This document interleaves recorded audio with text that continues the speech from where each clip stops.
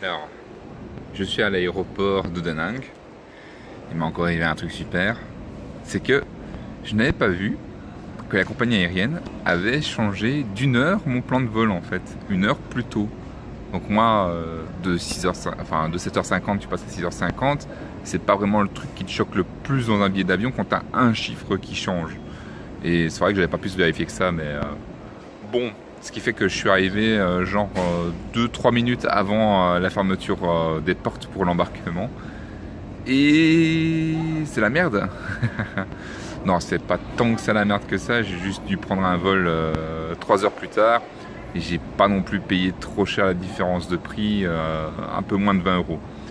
Mais tout ça, ça me fait bien chier. Ça m'emmerde. Et j'aime pas. Voilà. Il serait peut-être temps qu'on considère qu'un billet d'avion, il y a un plan de vol et on respecte le plan de vol. Merde à la fin. Je suis arrivé au marché de Saigon. Très très grand marché. Beaucoup de gens, énormément de gens. Il fait très très chaud. Déjà dehors on atteint les 33 degrés très facilement. Ça fait 6 degrés de plus qu'à la capitale. Et je fonds. Mais voilà. Sinon moi vous savez, mon amour des marchés. Je viens, je regarde, je tâte, je palpe, je touche. Et ce qui est très amusant ici, par contre, c'est que les vendeuses et les vendeurs, plutôt que de prendre la patience, déjà ils ont pris de ton temps pour essayer de te demander de te montrer leurs marchandises à refourguer tout le bazar. Mais eux, ils sont pas contents quand t'achètes rien. Et d'ailleurs, ils disent de foutre le camp quand t'as rien acheté d'ailleurs. Alors je vais pas vous faire la fronde de vous expliquer ce qu'il y a ici. Par contre, il y a beaucoup de Tintins, de plus en plus de Tintins. Il y a des Tintins partout. J'ai même demandé aux gens. Et en fait, les locaux pensent vraiment que Tintin, il est vietnamien. Mais ils sont sincèrement convaincus que Tintin, c'est vietnamien en fait.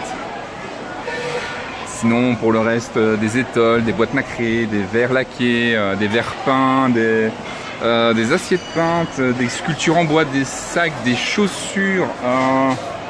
Il y a tout ce qu'on a déjà vu en fait. Sauf que c'est beaucoup plus volumineux. Sinon, ils sont aussi très fiers de leur café, ils essaient d'en vendre à tout bout de champ. Ils vendent aussi beaucoup de fruits secs, des fruits normaux et bien sûr, et aussi le petit atelier cuisine dans le fond.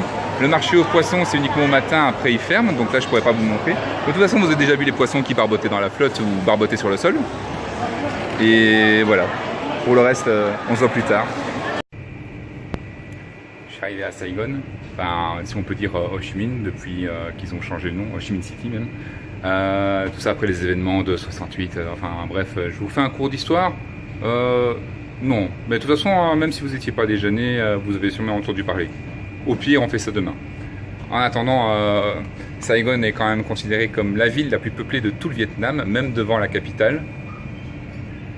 Il est intéressant à souligner qu'il y a énormément de scooters. Il y a autant de scooters qu'il y a d'habitants quasiment. Enfin d'habitants adultes, j'entends bien.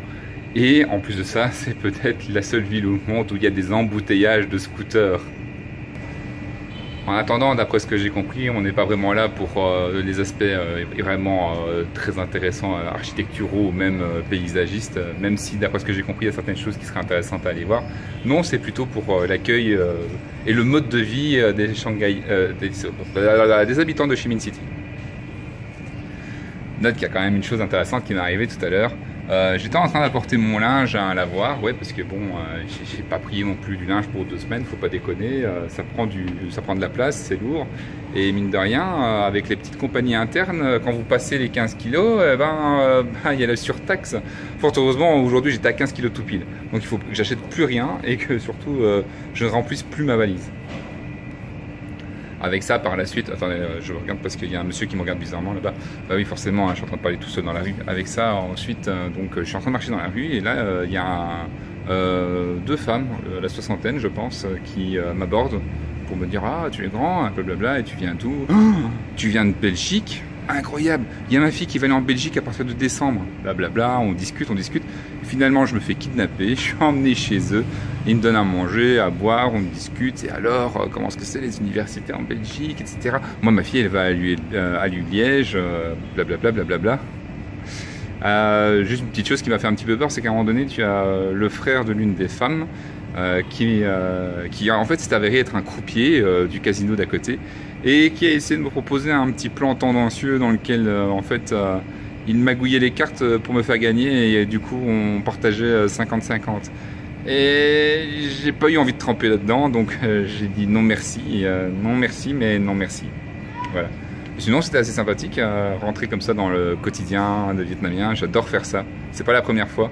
Je monte pas de vidéos par rapport à ça parce que j'ai pas envie non plus de montrer l'intimité des chez soi des gens, si ça se dit, non ça se dit pas, mais vous avez très bien compris.